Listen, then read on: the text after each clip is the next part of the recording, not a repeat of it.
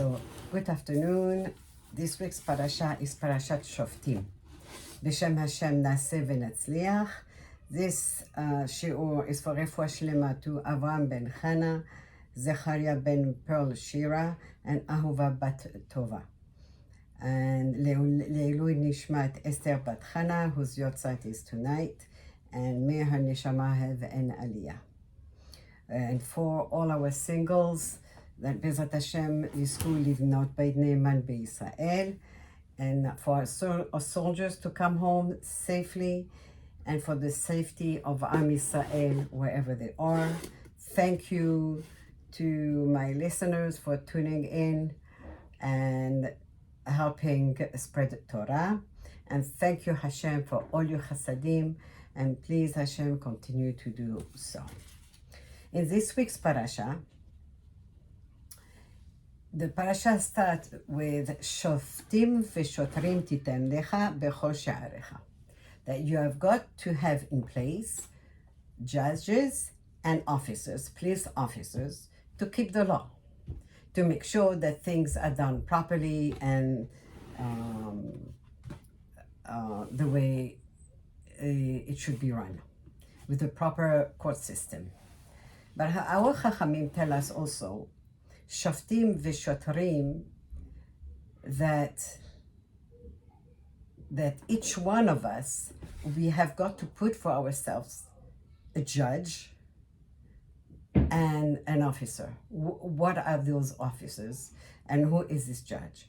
Our officers are our mouth, our ears, our eyes, and the judge is our conscience. That means that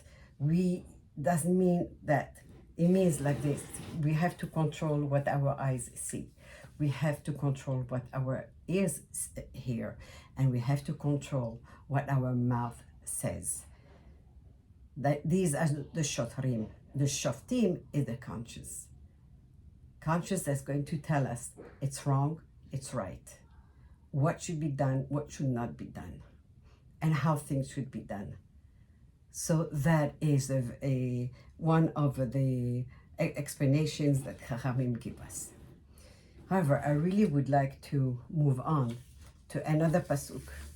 The other pasuk, there's another pasuk in this parasha that teaches us, Tamim tiyeh im Hashem Elokecha. You have got to be wholehearted with Hashem. Your whole heart has got to be with Hashem. Rabbeinu Bechaye explains that the heart of the mouth and the mouth must be in harmony. It means whatever I have in my heart, I must say. It cannot be that what I have in my heart and what comes out of my mouth is different. They are not the same. We see in Sefer Melachim that after the death of a Jewish king, there is always a pasuk that says, and he died vayamot, haya kemo David aviv, or lo haya kemo David aviv. He was like David, his father, even though David was not his father, but David was the first king of Shevet Yehuda. Or he was not like David. David was really the bar for all the kings, what a king should be like. And also, it would also say, V'libo lo hayem Hashem, that his heart was not with Hashem, or his heart was with Hashem. So, such a person whose heart is not in harmony with Hashem, right? So such people, they cannot be trusted, since their heart says one thing, but their mouth and their actions are different. They're not sincere. People cannot, after a while, people get to know them, and people know that their or his or her sincerity is not really sincere. It's not really right. So if we are the same with Hashem, with our mouth and our heart, our words cannot be contradictive, right? But our words are contradicted when our heart is different. And our conscience is contradicted when our heart is different than our action. By our action, our avodah service in Hashem cannot be perfect if we are not sincere. And we know that Hashem is emet, and Hashem will only accept the service, the avodah, when it is sincere. Therefore, if we want to be tamim, if we want to be wholehearted with Hashem, then the next few pesukim warn us exactly what does it mean to be tamim with Hashem. And the pesukim says, Lo tilmad la'asot, do not learn to do, like do not imitate. Keto'avot hagoyim, keto'avot hagoyim, like the detestable actions of the goyim. What are they? Lo yimatzeh becha, there should not be among you. Kosem kesamim, one who is doing divination. I'm going to explain soon more. Me'onen, one who predicts the future. Menachesh, one who's doing magic. Umechashef, he's one who speaks to spirits. Vechover haver, one who is making a curse through all kind of magic. Shoel of, one who is calling on ghosts and talking to ghosts. V'yid'oni, or someone who's talking to a familiar spirit. V'doresh el hametim, or someone who calls the dead, the seance, right? All of them, ki to'avat Hashem kol ose'eli.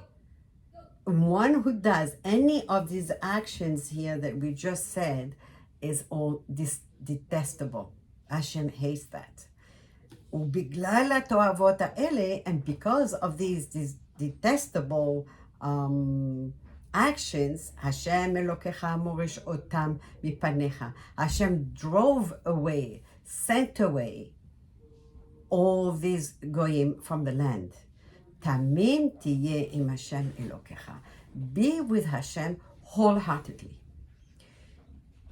So here the Torah is warning us not to follow the goyim. Stay away from magic, from sorcerers, from speaking to the spirits, from speaking to the demons, from predicting the future, from calling the dead.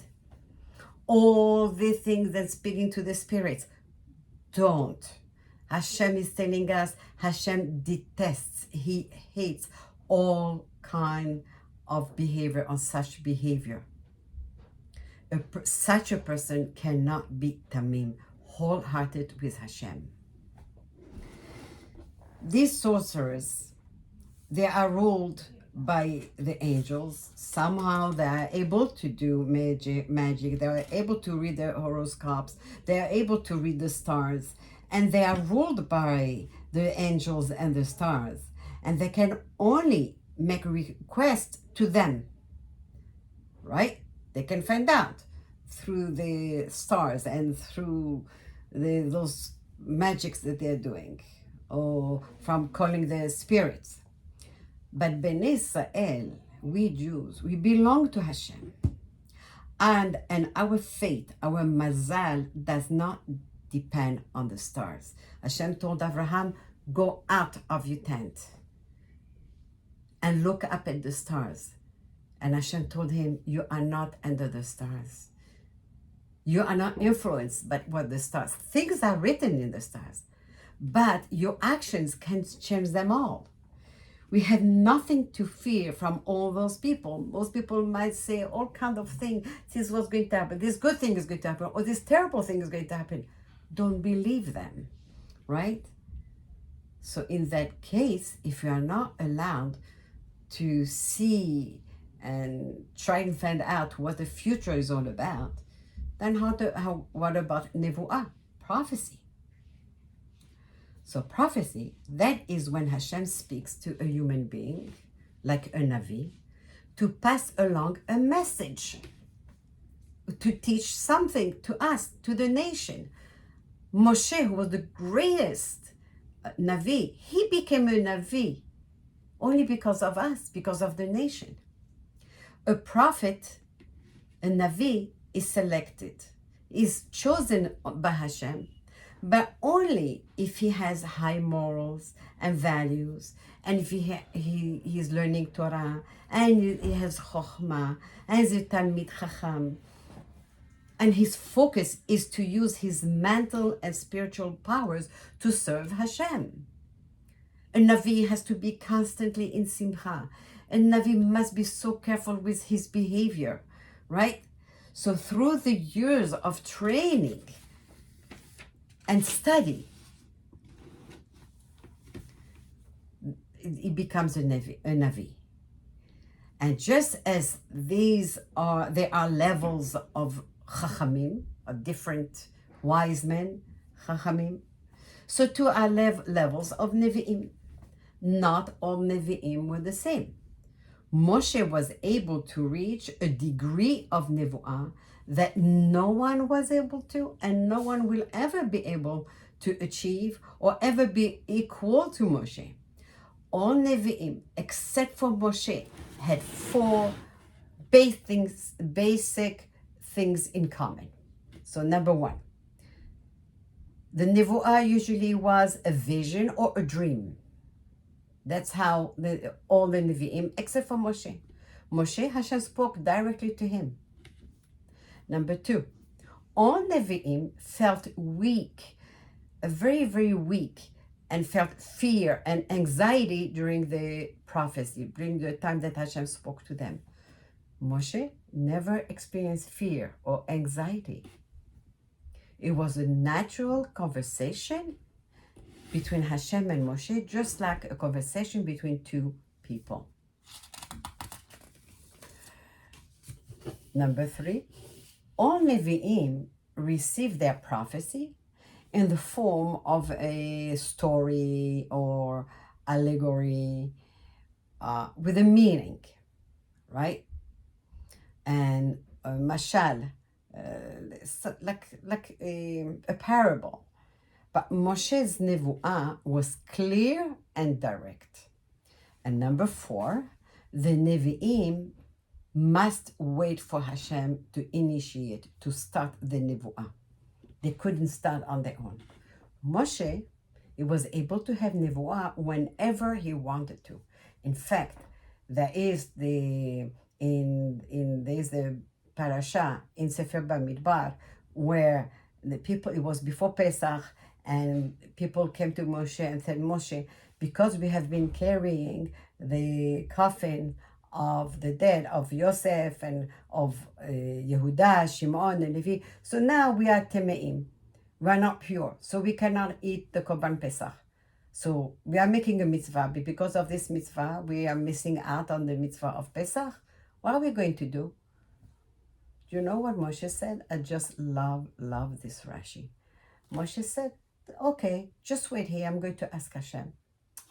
Think to yourself. It's like someone's knocking at your door and asks something, and your daughter is opening the door and is asking some of your daughter. Your daughter says, "Oh, just 1 minute, please. I'm going to ask my mother.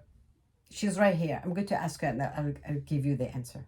That's how close was Moshe's relationship with Hashem, and that's how close. And because of it, the Nevu'ah of Moshe was extremely, very, very different from any other Nevu'ah.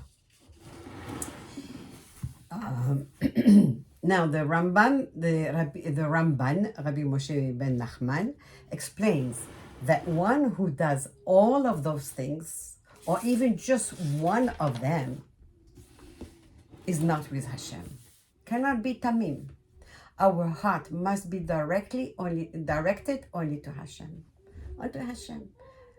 Trust in Hashem, believe in Hashem. The future is not mine. He alone is a doer. He's the one who is going to do things and get things done.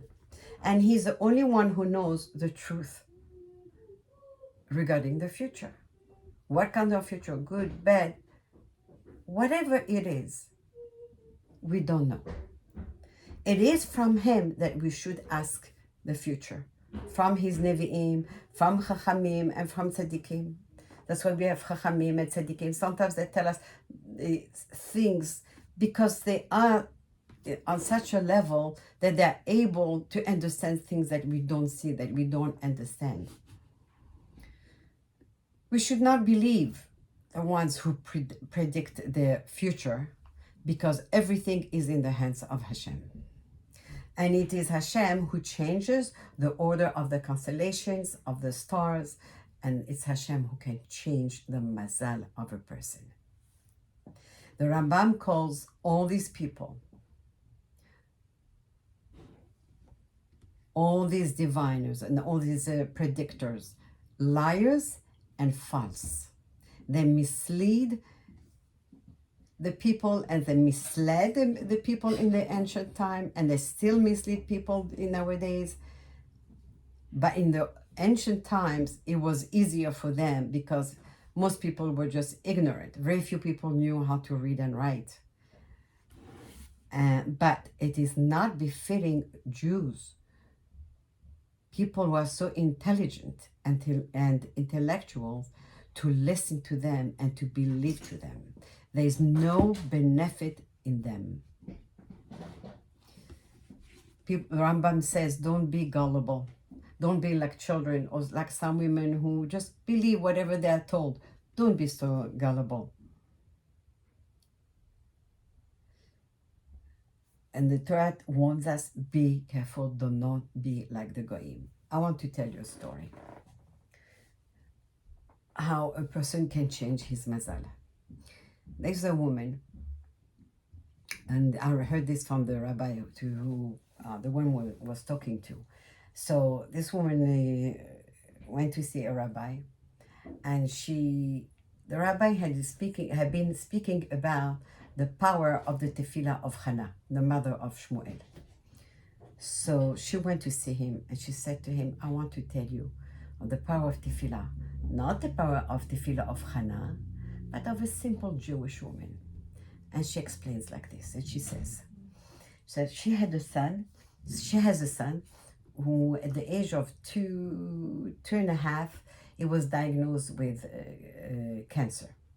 So she said for a full year, she really was not home. She was just at the hospital with her son. Day in, day out, she didn't cook, she didn't do laundry, she didn't do anything. All she did was just be at the hospital, talking to doctors, to nurses, they're going for this and going for that. A full year, the child did not come home because he was just undergoing so many treatments again and again and again. After a year of chemo and whatever else they had given for treatment to this child, they said, okay, we're going to run again another scan and see what's going on. And then the doctor called her in, and he said, I don't have good news for you. What is it? The child is not doing well.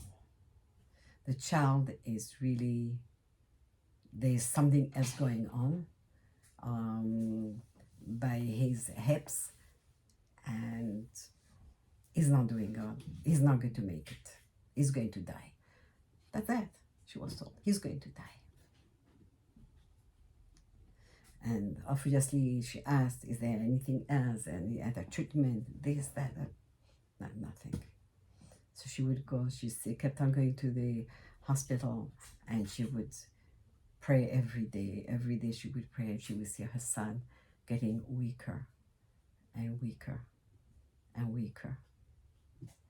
One day, the doctor called her in, and he said to her, listen, maybe we were thinking that if we cut off his legs, then maybe he might have a chance.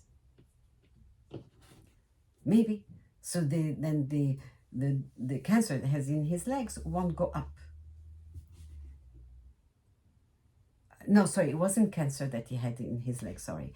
It was some kind of infection, and he was allergic to this type of antibiotics, and only this type of antibiotics could make him better. And they said it's just going to spread up, And that's it. There's nothing we can do. We're thinking maybe cutting off his legs. She said, let me think about it and I need to speak to my husband. So she called her husband. She was hysterical. What shall I do? What shall I do? I don't know. You have got to go and see a rabbi. I said, what are we going to do? What are we going to do? He said, okay, I'm going to go and see a rabbi and I'm going to call you back. He called her back a few hours later and he said to her, look, if we want Hashem to do something for us, we have to do something for Hashem. And he says, we have the internet in the house and cutting it off. That's it. No more internet in the house.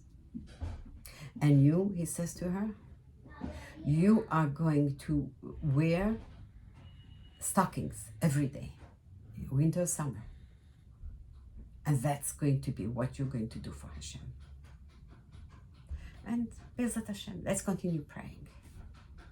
And if Hashem wants to, he'll give him refuah shlema. She hung up the phone. She could barely see where she was going because of all the tears. She had no control over her tears. But she was able to locate the doctor, and she told him, don't cut his legs. I don't want you to cut his legs. Okay. Then she went in the room where her son was. He was very, very weak, and the nurse told her his kidneys are already failing. Talking about a matter of a few hours, maybe a few days. She said, okay. And she went. She put her hands on his head, on the child's head. And she said, Hashem, the doctor wanted to cut off his legs. Instead, I'm covering my legs for tzniut. Our house will be purer because we're not going to have internet in the house. We're doing this, Hashem, for you. Please save our son's life. And she cried and repeated again and again and again. And she said, this child, we were three partners. Us, me, my husband, and you, Hashem. Are you going to let us down, Hashem? Are you going to let us down? Are you going to let this child die? The child that you invested in? And she kept on talking and talking. She fell asleep. She was so tired from her cries and from her deep emotions. A day passed, and 2 days passed. And the nurse one day, she calls her, she says, I can't believe his kidneys are working again. And from that day on, the child, Baruch Hashem, was getting better and better. The child now is home. And the day she spoke to the rabbi, she said to the rabbi, he's home, and this morning is the first time that he was able to get out of bed on his own and walk on his own. So it's a good thing we did not cut off his legs. So the mazal maybe of a person is that the mazal of a person is what it is. But Chacham tell us, sometimes tell us, move to a different place, a different house, a different job, a different country, a different city. Maybe your mazal will be better. But not just that. Now is the month of Elul coming up, month of Teshuvah. Chachamim tell us, we do Teshuvah bit by bit, a little at a time. So the person who was here yesterday, because of Teshuvah, the next day that person is already a little higher. So it's not the same person anymore. This one is higher. It's not the same person. So the mazal is different. So please, Hashem, help us to Teshuvah. Hashem, please help us so that our mazal should be only a mazal of smachot, mazal of briut, mazal of parnasa, mazal of chokhmah, mazal of ha'atzlacha, mazal of bracha, and mazal of nachat from our children.